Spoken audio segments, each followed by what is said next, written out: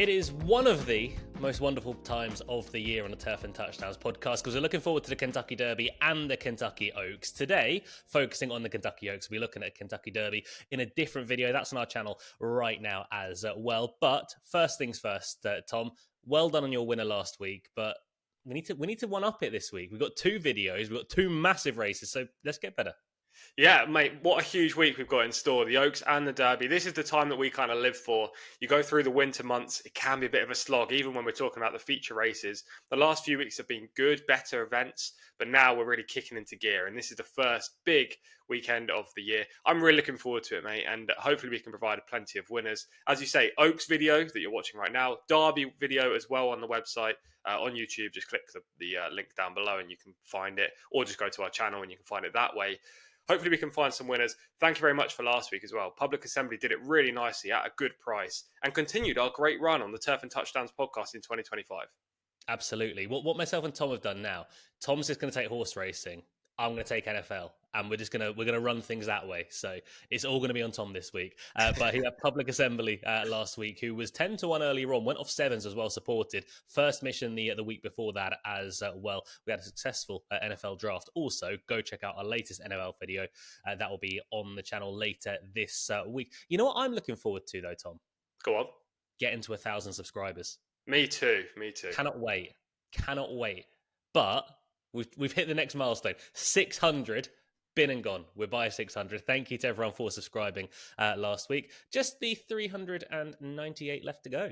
Good maths. Come on. We need to erode some of that deficit in this podcast. So, please click that subscribe button down below. The big red button, you can't miss it. It's absolutely free. It means you won't miss out on any of our podcasts, which I presume you don't want to miss out, considering we keep picking up winners. And also, it helps us. So please do it. And also, the main thing as well, there's a bell down below. That's Tom's bell. So if you click it, you'll be notified of all videos that we put up. Just go ahead and ring Tom's bell. There are jokes there that I will just leave. So let's move on. Let's move on to the Kentucky Oaks.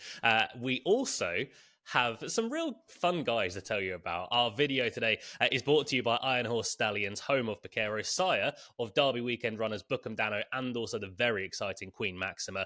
Recent third-placed effort in the UK as well in the All-Weather Championships, Cyclonite. He's around for the rest of the year as well in the UK for the James Ferguson team. Be sure to visit them at ihstallions.com. Bucara is taking over in America, potentially on Derby weekend as well. But we'll look forward to that in a little bit. Looking at the Kentucky Oaks, Tom.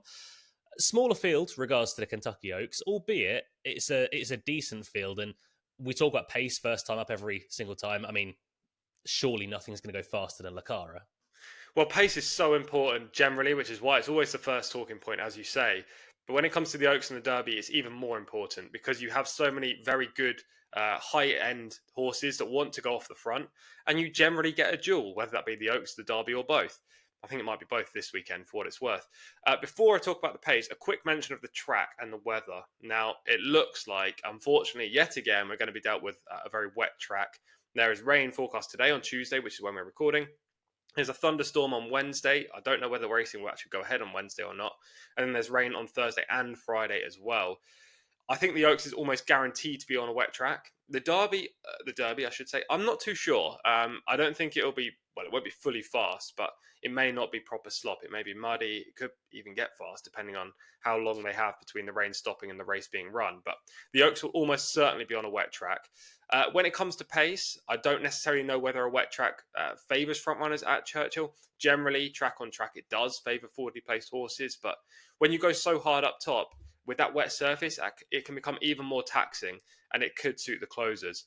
In this field, Cara will be part of the speed, as you say, but she's not the only speed horse in here. You've got Simply Joking, Tenma, 5G, Quietside, and as promised, there are so many horses that want to push forward. I think they're going to go fast up top. If a horse is to make all the running, they're going to have to be a superstar. If not, it'll probably go the way of a stalker or a closer. Yeah, I'm just looking at a new forecast, by the way. It's meant to rain on Saturday as well. Is it? Yeah, That's so literally thunderstorms today as we're recording this Tuesday, rain Wednesday, Thursday, Friday, Saturday in Louisville, which is, I mean, come on. It's 27 degrees this week there. Mental. It's 27 here as well in the UK, and it's absolutely bright sunshine. Yeah, we're not celebrating, by the way. If you're American, we're not celebrating 27 degrees Fahrenheit. That would be terrible. 27 degrees Celsius, that's lovely. That part we can get on board with. But one thing we will say about Churchill Downs, we say it every single year, but just in case you are new to horse racing or if you're new to American racing or to just our podcast, Churchill drains so quickly. I was at the Breeders' Cup a few years ago there when Accelerate won the Breeders' Cup Classic. Churchill was underwater on Thursday afternoon because they had so much rain. By Thursday evening, it was absolutely fine, and you could have run racing. You'd have been absolutely okay. It is a case that it just dries outrageously quick. But we'll take a look at Good Cheer. Look, Good Cheer's been a favourite for this race for quite some time. On the morning line is currently 6-5. That's about the price that you're looking at with Good Cheer as well. Yeah, well, in the international market, she's 6-4, which I think is very, very fair, and that's with the majority of firms. 6-5, as you say, on the morning line. You know what? With these videos, sometimes people can get a bit bored and click off after a while, and maybe they go on for a little bit long with analysis, and people just want to know our picks. I'm going to go in early here, Luke. I'm going to Oh kickstart no. this week with a big bang, and I'm going to say Good Cheer is a good thing in the Kentucky Oaks. I think she's going to go off at 4-5, maybe even 4-6 in the UK. Shade of odds on over in the US, probably 4-5 as well. I made her 4-5 on my morning line for this race. I don't see why she should be 6-4. If you're in the UK and you're watching this, go and take that price with the international firms. I think that's very, very fair. Obviously, in the US, you're kind of dealt the SP price unless you can get onto a sports book. Look, when it comes to Good Cheer, she's 6 from 6 in her career. She's done nothing wrong. She's 3 from 3 at Churchill. She handles an off track. The one time she ran on slop, I think it was actually described as muddy. She won by 17 lengths, so the rain is no problem for her. She's got the right pace setup, loads of horses pushing forward. She's a deep closer. She grinds and grinds and grinds, and the extra distance is sure to suit. She's been working really well. Brad Cox is a guy that you don't really want to oppose in races like this, and she's been training well in the mornings. I don't see one negative. The problem maybe is the draw. You'd say, well, stall 11, I think it is. It's a bit wide on the track, but I honestly don't see that as a negative at all. She's a deep closer.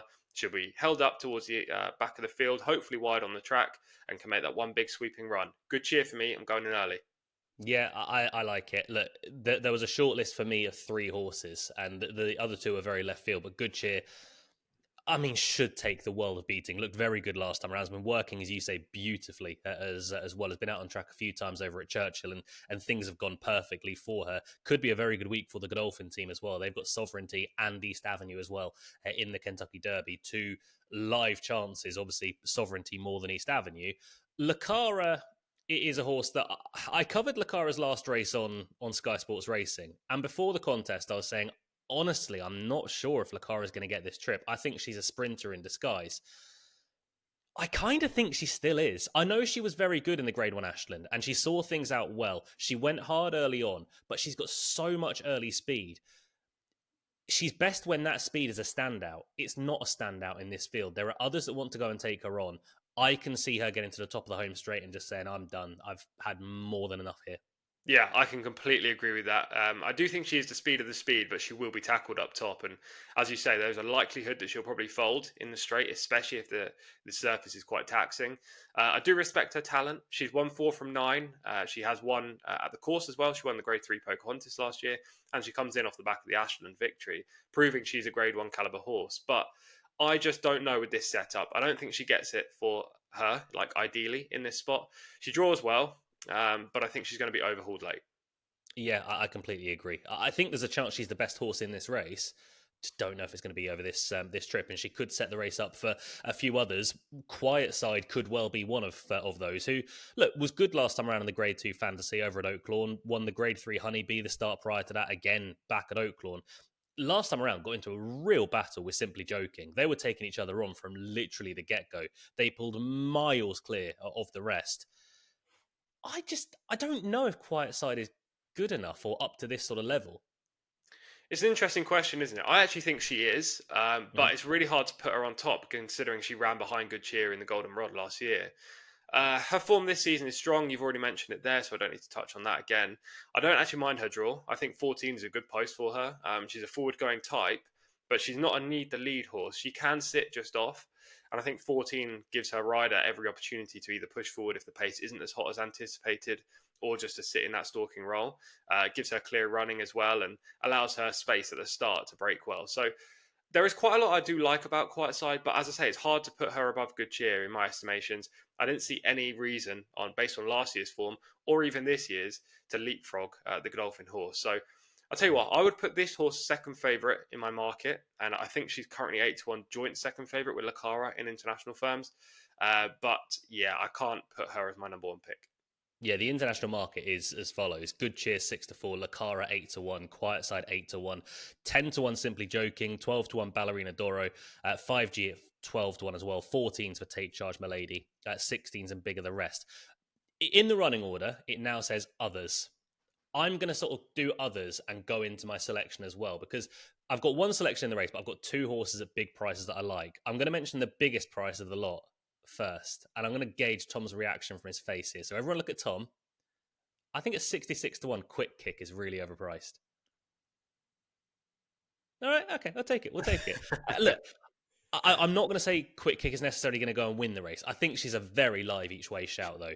Last time around, I thought she ran really well in the Fairground Oaks. She was obviously behind Good Cheer, but things went wrong for her that day. She was drawn out wide. She broke really right as they came out of the stalls, and then she had to correct herself. She was right towards the back of the field, and look, she stayed on quite nicely, managed to make it into fourth place. She was still fairly well beaten, but she was beaten 7 lengths behind Good Cheer, who is short price favourite for this race.